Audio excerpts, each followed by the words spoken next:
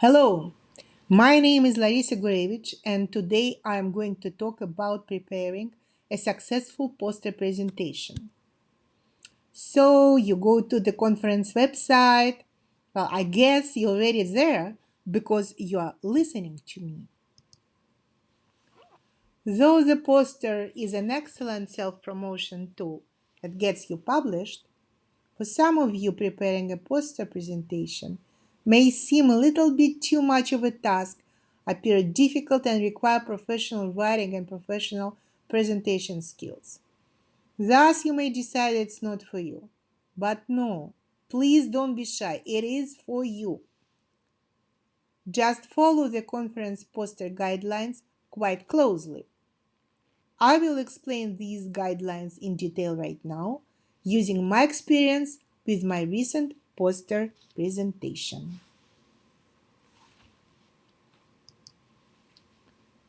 The website has quite detailed guidelines on how to prepare the poster presentation. Let's first break the poster process into smaller activities that are easier to grasp. It all starts with the abstract. The abstract is a short piece that will be reviewed by the conference organizers to decide if work is worth presenting. This is a sort of an agreement between you and the conference on what you are going to say. The abstract should follow the guidelines quite closely. Let's assume your abstract is ready and is in a standard format, or at least you think so. Then you have to double check yourself for plagiarism.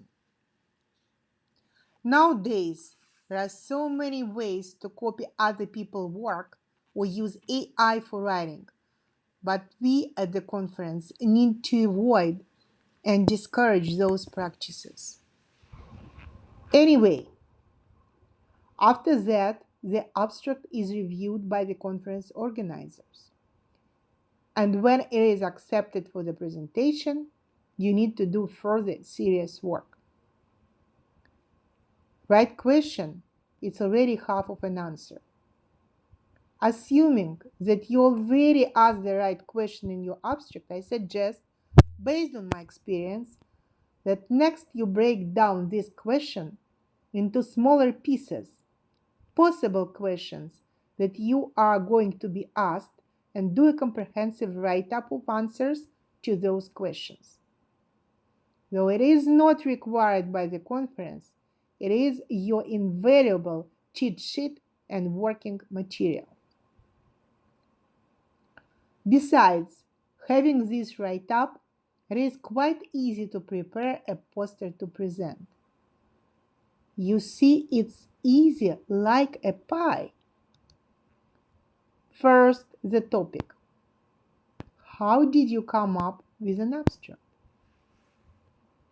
You need to find out what you will be talking about. It is probably one of the most difficult tasks. You need to find the question which only you know the answer. And even if you know the answer, other conference participants have to feel attracted to the same topic.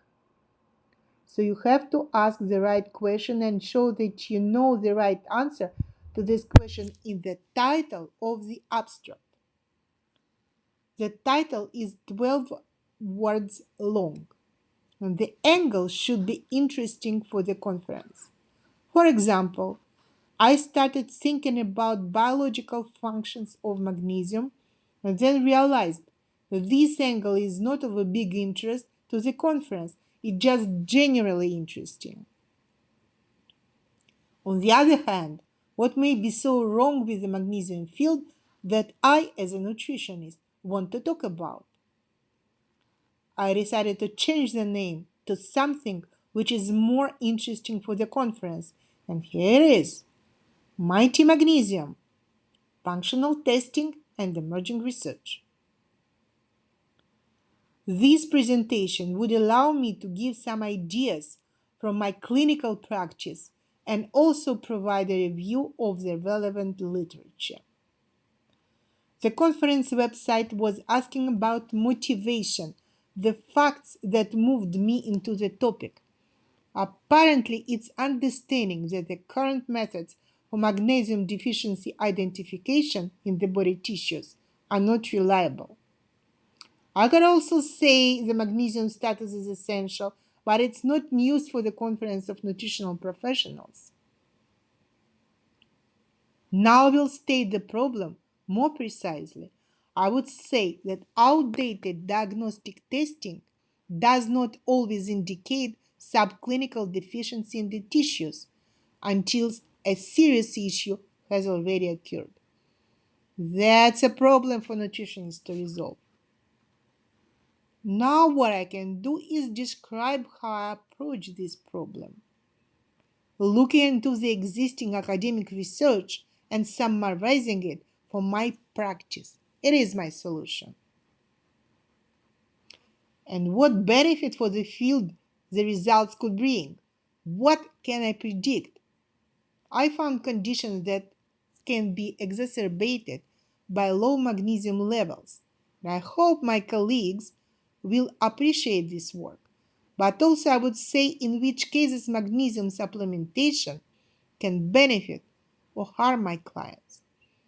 Those are two big outcomes which I'm going to talk about. What conclusions I can make? Of course, how these can be practically applied. More specifically, in my business practice and also in an app which I created.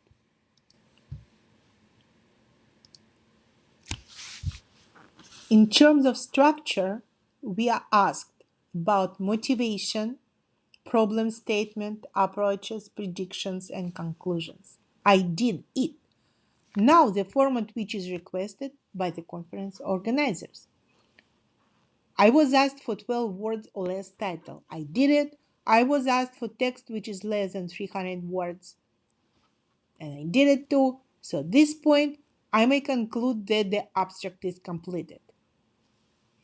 However, there is one more important moment here. If you are using somebody else's work, you need to acknowledge that by citing properly. And also, who is the author? Let me reiterate that using artificial intelligence to write pieces of your presentation is not a good idea because, well, it's you who is presenting, not an AI bot. Thus, it will not be considered an original work.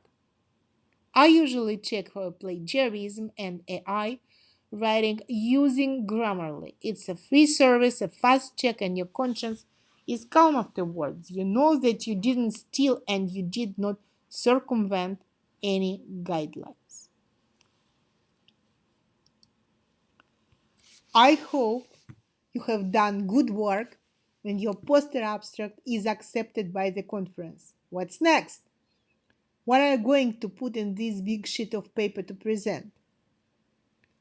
In other words, what kind of information you're going to put in the poster and what information you're going to withhold in your head. The purpose of the poster presentation is to initiate conversations with your colleagues.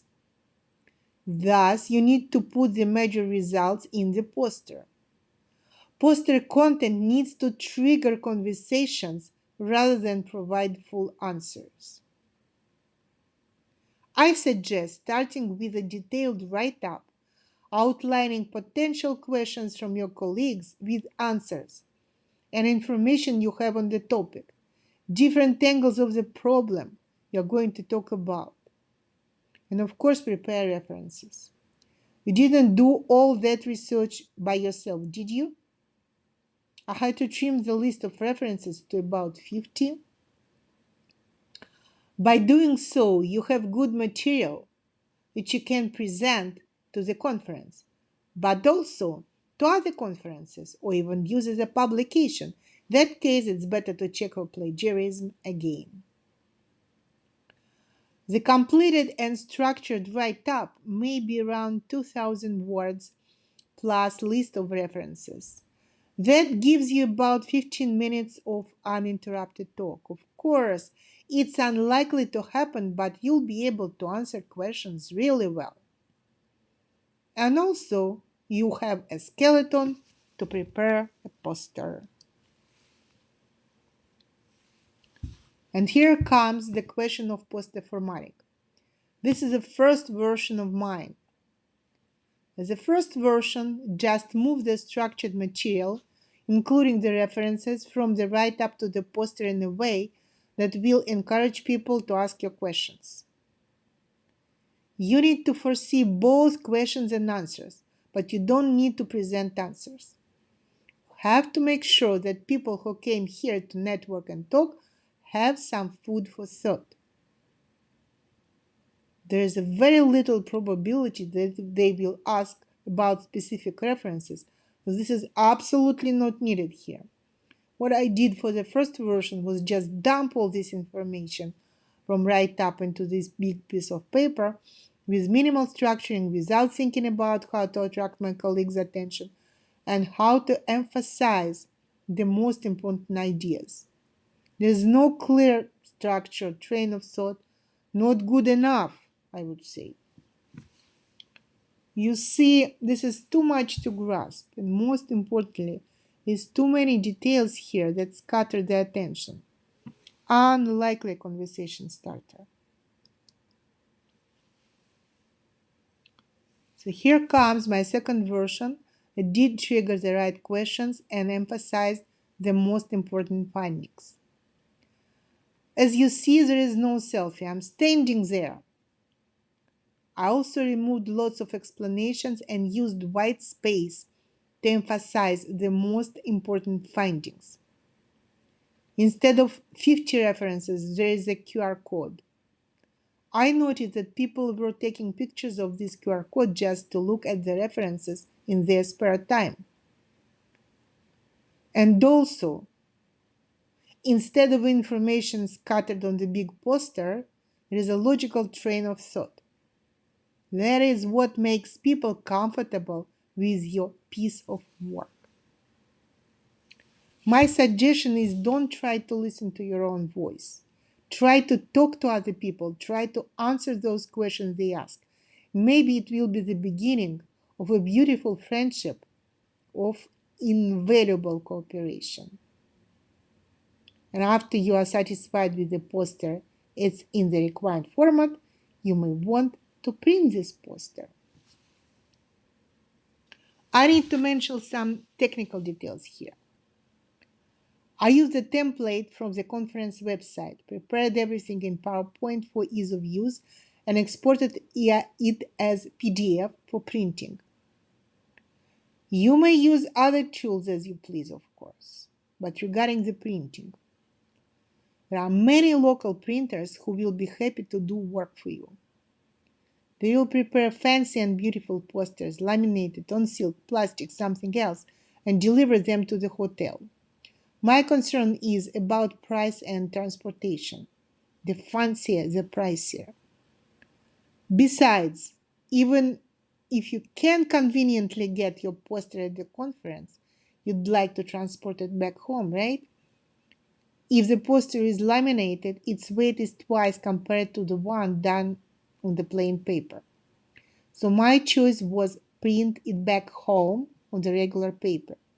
I used Vistaprint, which turned out to be the cheapest, and folded it to fit the carry-on.